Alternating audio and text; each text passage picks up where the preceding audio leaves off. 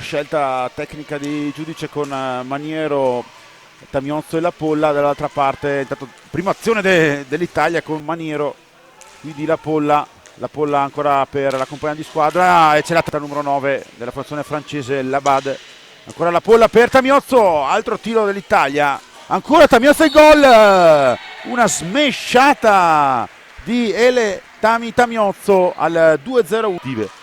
Ovviamente al lato del trio, intanto c'è il paro e il gol di La Polla, un tiro all'arma bianca di La Polla, forse stavano scadendo anche 45 secondi. No, erano scaduti in precedenza. Francia con Gohe per la Bede, il tiro dalla distanza, para Vicky Careto, Lebada aveva tirato la pallina, Tamiozzo, gol.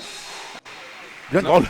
Io pensavo che chiamasse il rigore. No, l'arbitro ha fischiato il rigore e poi siccome si è accorto che la pallina è entrata ha segnato il gol, perché il fischio del rigore era arrivato secondo me almeno con l'azione di Maniero. La Polla dietro porta a servire Tamiozzo, veloce, gran gol, ancora le due si trovano a meraviglia come ieri, come questa mattina. Tamiozzo, La Polla, premiata ditta dell'Italia, il bomber del Decon Roller Matera, 17 anni, abbastanza bene, quindi è probabile che oggi poi questa cosa accada, anche per dare qualche...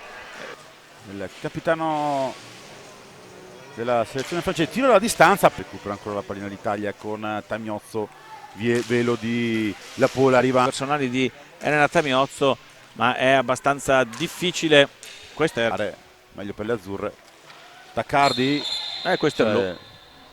21,55, Taccardi contro Bouchou, Taccardi, parata, Taccardi tenta il tiro, posizione impossibile, tiro di Tamiozzo, parata di Bouchou della prima parte di questa ultima gara per le azzurre. Intanto c'è il prossimo, ci sarà un tiro diretto per la Francia. Ora Tamiozzo ancora in caduta, anche di centropista, che è indice evidentemente anche di qualche difficoltà. Ora prova e va fino in fondo Elena Tamiozzo, che quando prende l'iniziativa ovviamente italiana ed è arrivato sempre dalla bocca da fuoco delle azzurre. Attenzione perché qui c'è il gol delle francesi, una palla contesa Goe.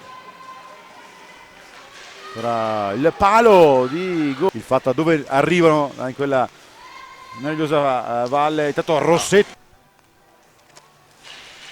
17 anni, segna Lucie Goe al 12,23, il secondo gol delle francesi per l'Italia, ma sempre troppo lontano dalla porta. Ora ci prova La Polla, tiro di La Polla, parata ancora Rossato al centro area, c'è il fallo, si prende il rigore per cercare di segnare un gol. Andiamo a quota 13, c'è anche un time out richiesto dalle francesi e qui c'è la conclusione. 2022 è l'ultimo incontro rispetto all'Euro 2021.